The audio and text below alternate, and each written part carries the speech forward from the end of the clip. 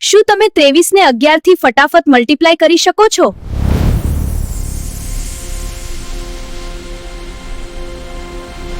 બસ આપેલ સંખ્યા 23 ના બે અંકોનો સરવાળો કરો. 2 + 3 = 5.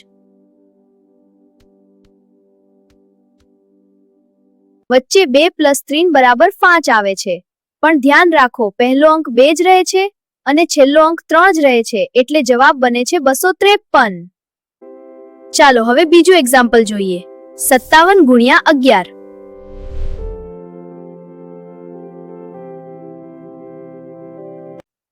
ફરી એ જ ટ્રીક. 5 + 7 = 12.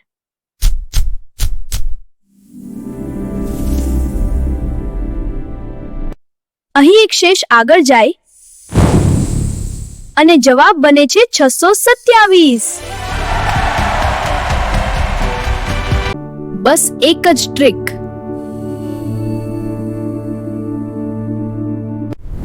હવે તમે કહો 64 × 11 શું આવશે? ઝટપટ જવાબ કોમેન્ટમાં લખો. પણ જો સંખ્યા 2 કરતા વધારે અંકની હોય તો શું? આ ટ્રીક કેવી રીતે કામ કરશે?